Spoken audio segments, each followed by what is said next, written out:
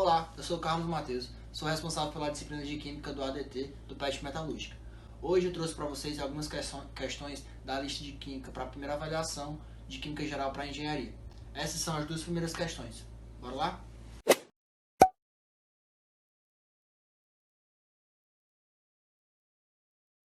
Bom, agora nós vamos para a questão 5, uma questão que fala de número atômico, e ela diz o seguinte: o urânio natural precisa ser enriquecido de urânio 235 para ser utilizado em reatores de energia ou mesmo em armas nucleares. Os três isótopos de urânio são o urânio 234, que tem a massa de 234,0409 e uma abundância de 0,0055.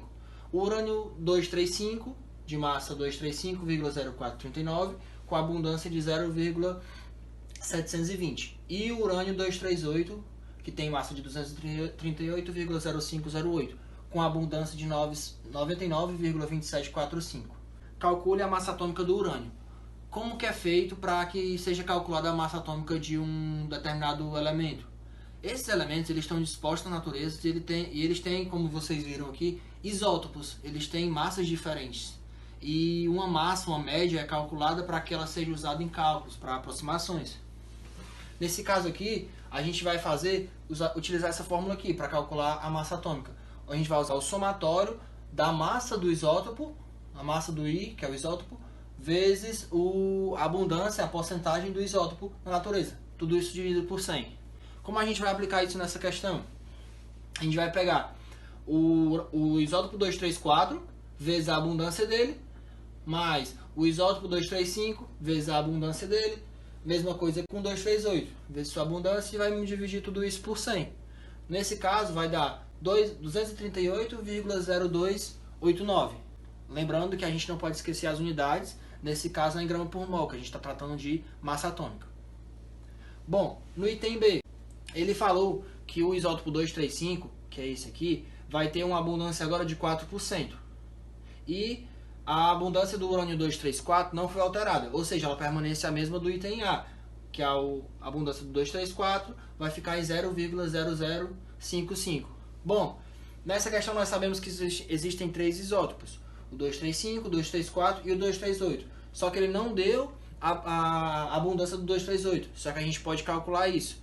Como? A gente sabe que somado as três abundâncias a gente tem que ter o 100%, não é mesmo?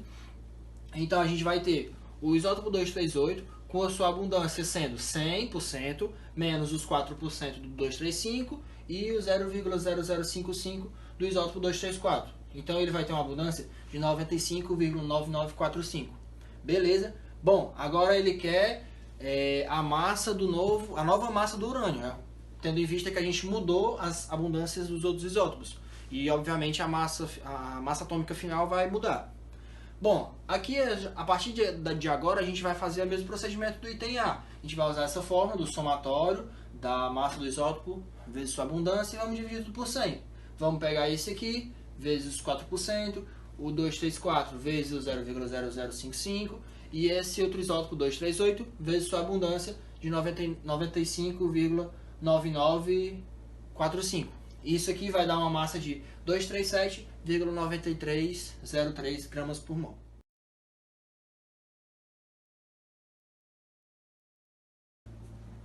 Bom, ele fala na questão que o lítio tem dois isótopos, são esses dois aqui, e que a massa dele é 6,942.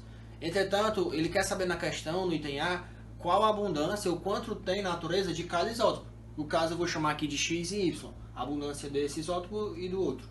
Beleza? Então, como a gente vai fazer isso? Primeiro passo, a gente vai usar aquela fórmula lá que a gente já usou. A gente vai usar o somatório da massa do isótopo, a massa do I, que é o isótopo, vezes a abundância, a porcentagem do isótopo na natureza. Tudo isso dividido por 100.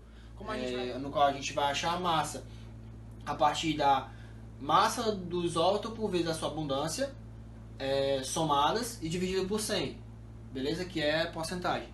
E isso vai dar a média da massa, que é aquela que a gente usa na tabela periódica. E a gente monta aqui desse jeito.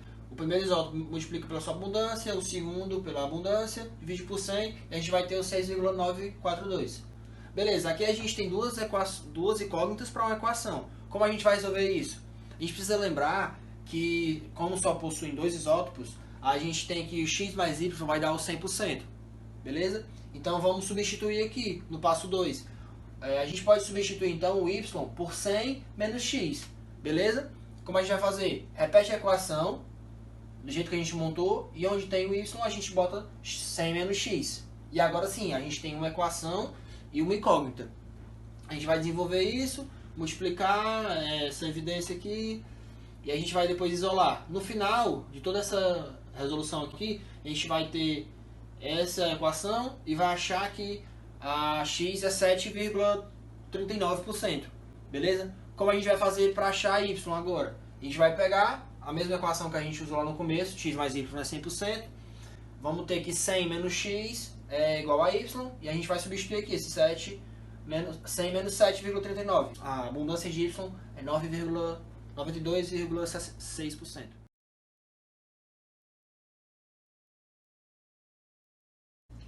Bom, vamos agora para a questão 9, e ela diz o seguinte: o iodo I2 é formado pela seguinte reação. Para uma reação onde foi adicionado 10 gramas de iodeto de sódio, 20 gramas de óxido de manganês e 200 ml de H2SO4 a 0,1 mol por litro, qual a massa de iodo obtido se o rendimento reacional for de 80%?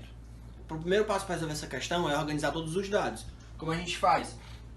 Ele diz que a gente tem iodeto de sódio, 10 gramas, que a gente tem 20 gramas de óxido de manganês, e a gente tem 200 ml, ou seja, 0,2 litros de H2SO4.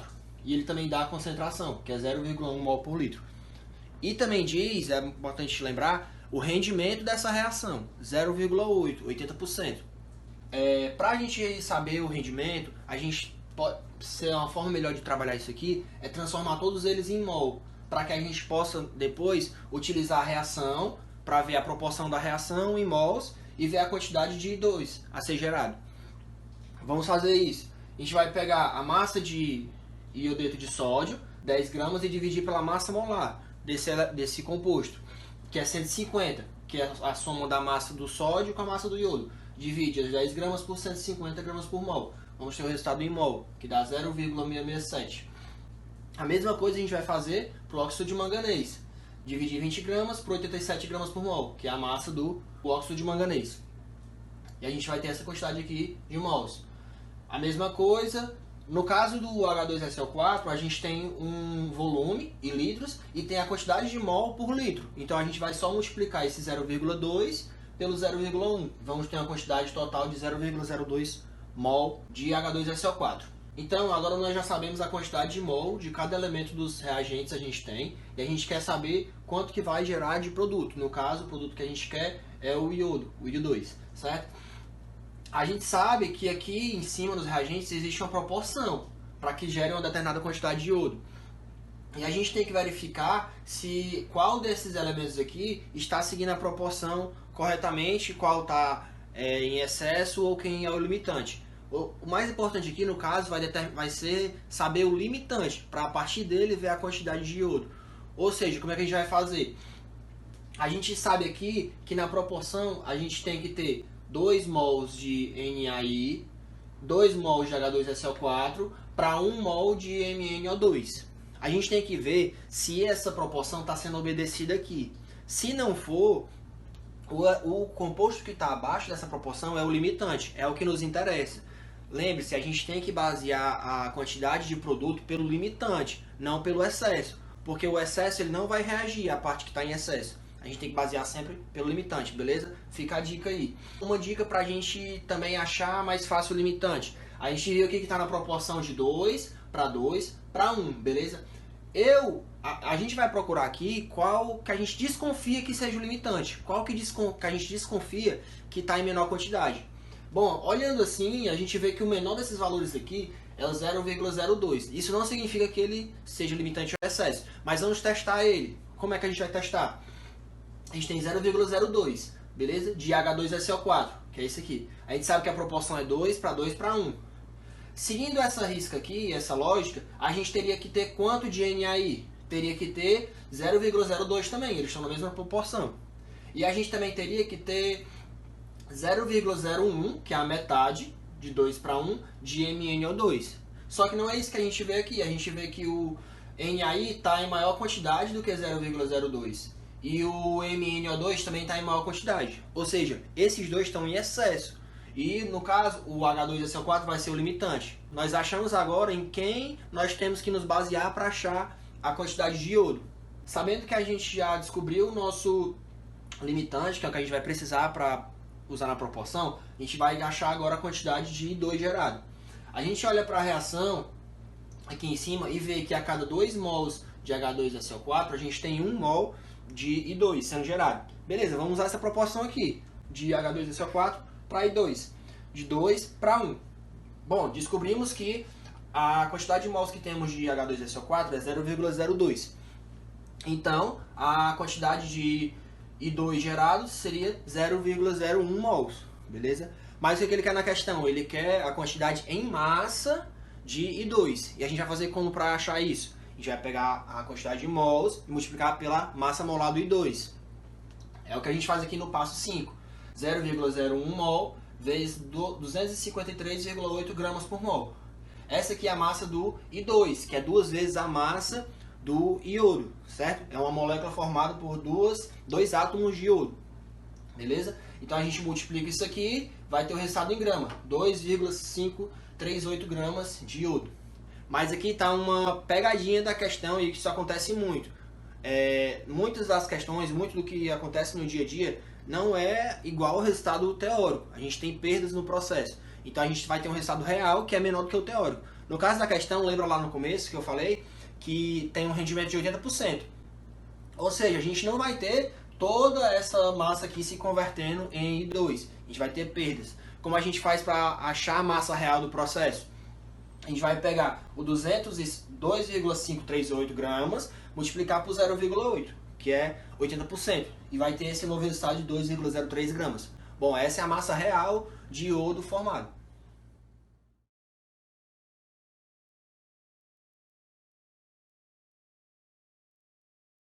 Vamos agora para a questão 10, questão de estequiometria, e o enunciado dela diz o seguinte.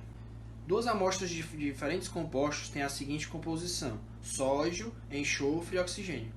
Utiliza-se a lei das proporções múltiplas para determinar a fórmula do composto presente na amostra 2, sabendo que a fórmula do primeiro é Na2SO3.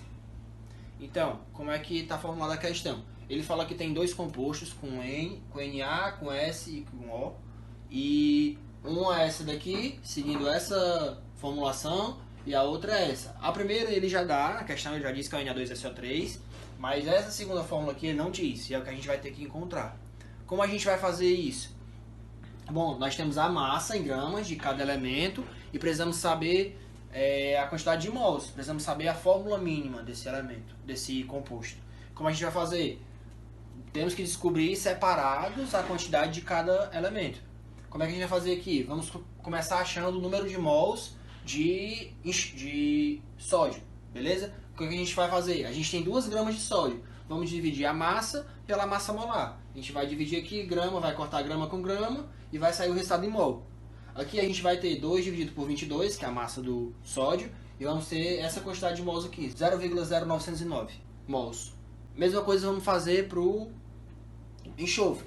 Então, 1,394 gramas e vamos dividir pela massa dele, que é 32. Vamos ter esse valor aqui, 0,0435.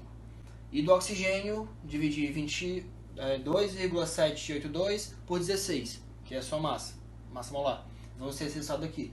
Bom, nós tivemos esses 3 resultados e a gente pode ver que não são números inteiros. Ou seja, não tem como saber a fórmula mínima a partir desses números aqui. Para a gente transformar esses números aqui em números inteiros e continuar na mesma proporção, o que a gente vai fazer? A gente vai dividir pelo menor desses valores aqui, para fazer com que o menor valor vire 1, que a gente vai dividir ele por ele mesmo, e os outros virem múltiplos, virem números maiores do que esses que estão aqui. Qual desses números aqui é o menor? É o 0,0435. O que a gente vai fazer? Dividir esses 3 números por 0,0435. Beleza, a gente achou 3 valores inteiros, então a gente já pode determinar a fórmula mínima.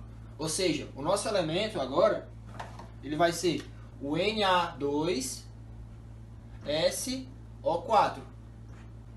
E aqui é a fórmula que a gente estava buscando. Na2SO4.